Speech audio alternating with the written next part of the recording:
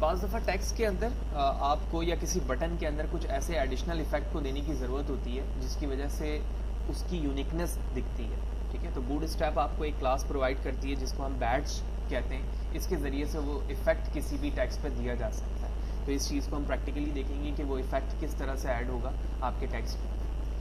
तो सबसे पहले मैं एक डिव ओपन करता हूँ, ठीक है, और इस डिव के अंदर मैं एक टी का टैग बनाता हूँ और यहाँ पे मैं लिखता हूँ home page. Okay, now the class is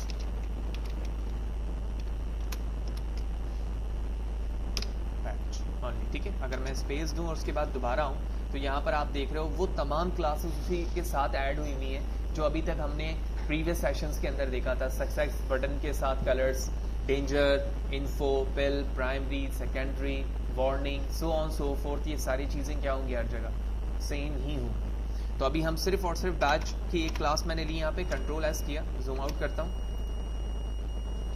refresh the page.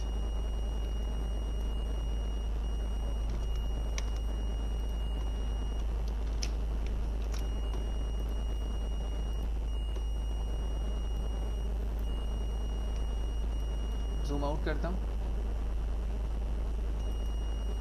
तो आप देख रहे हो कि अभी तक इसका कोई भी इफेक्ट नहीं है, सिर्फ और सिर्फ बैच की वजह से। अब मैं इस पर एक दूसरी क्लासेस को भी ऐड करता हूँ जो इसी से रिलेटेड है। जिस तरह से प्रीवियस सेशन में हम बटन लेते थे, फिर स्पेस देकर बटन से रिलेटेड क्लास करते थे, तो अभी इसका इफेक्ट उस बैच में आया तो है, लेकिन किस फॉर्म पे आना चाहिए वो अभी तक तुमने नहीं बताया। ठीक है, जिस तरह जब मैं बटन लेता था तो बटन के बाद मुझे बताना होता था कि बटन के स्टाइल को आप किस तरह बनाना चाह रहे हो, प्राइमरी, सेकेंडरी, ठीक है, warning, text, alert and so on. तो उन क्लासेस को मुझे यूज करना होगा यहाँ पर। तो मैं वापस चलता हूँ और मैं लेता हूँ डेंजर, कंट्रोल एस,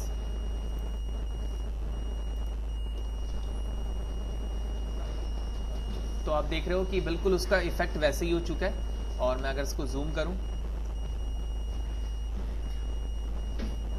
तो आप देख रहे हो कर्व के साथ वो इफेक्ट कर रहा है।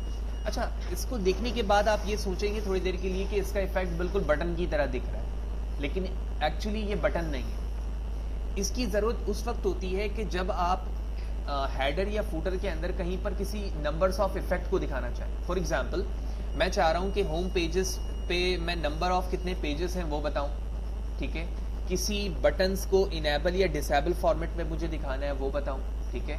इसी तरह नीचे कोई आर्टिकल्स लिखे हुए, आर्टिकल्स में कौन सी चीज़ यूनिक है, कौन सी चीज़ अभी इस वक्त प्रीवियस आ चुकी है या कोई नई चीज़ आई है, उस चीज़ को मैनेज करना, उसे बोल्ड करके दिखाना या उसका इफेक्ट आपको प्रीव्यू में दिखाना है जो कि किसी भी टेक्स्ट के अमंग जो है वो यूनिक एट्रीब्यूट को जाहिर करे, वहाँ पर इस चीज़ का इस्तेमाल हो रहा होता है। मैं इसी चीज़ को कॉपी करता हूँ और उसके साथ मैनेज करने की कोशिश करता हूँ।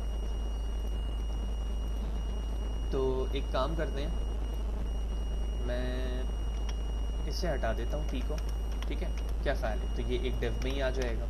ऐसा भी कर सकते हैं, तो मैं इसी डिव को कॉपी करता हूँ, पेस्ट पेस्ट। तो ये तमाम चीज़ें क्या जाहिर कर रही हैं, एडिशनल इफेक्ट को जाहिर कर रही हैं टेक्स्ट के, ठीक है।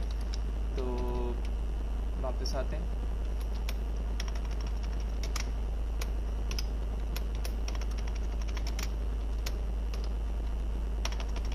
तो बाकी बिल्कुल वो वही तमाम क्लासेस हैं जो अभी तक हम प्रीवियस पढ़ते आए हैं, ठीक है। Control S, zoom out and refresh the page, और आप देख रहे हो कि इसने एक नया काम किया है कि जो एलिमेंट मेरे ब्लॉक लेवल थे इसने खुद ब खुद उसे क्या कर दिया, इनलाइन एलिमेंट बना दिया, ठीक है। हालांकि आपको पता है कि जब हम डिव लेते हैं तो डिव हमेशा एक सेपरेट लाइन को कवर करता है, लेकिन सिर्फ इस क्लास की वजह से उसने ना सिर्फ टेक्स्ट का इफेक्ट ऐड किया बल्कि साथ ही साथ तमाम एलिमेंट को उसने क्या कर दिया, इनलाइन कर दिया। तो ये प्रॉपर्टी आप उन जगहों पर इस्तेमाल कर सकते हैं जहां पर आपकी वेबसाइट के अंदर किसी टेक्स्ट का इफेक्ट शो करना है, ठीक है। आप हेडिंग्स के अंदर लेकर आ जाते हैं या फूटर के अंदर कहीं नेविगेशन बनाया हुआ आपने, उसको यूज़ कर सकते हैं। ऑल्दो नेविगेशन के लिए सेपरेट क्लास है यहाँ पर, लेकिन कहीं पर इसकी ज़रूरत पड़ती है जहाँ पर आप मैनेज कर रहे हैं। तो इसको देखकर पता चल रहा है कि शायद ये क्लास इस वक्त मैनेज एक्टिव हो इस वक्त, ठीक है, बाकी एक्टिवेट फॉर्म में नहीं है, यही वजह है कि वो कलर पे, इस पे कोई कलर मौजूद नहीं। क्लियर? तो बैच के अंदर हमने क्या देखा कि एडिशनल इफेक्ट है। इसी तरह कुछ क्लासेस मजीद हैं जो उसमें मजीद यूनिक होती हैं, उनको भी देखते हैं हम। तो मैं 2 टैग को ओपन क्लोज कॉपी पेस्ट करता हूँ। उसके बाद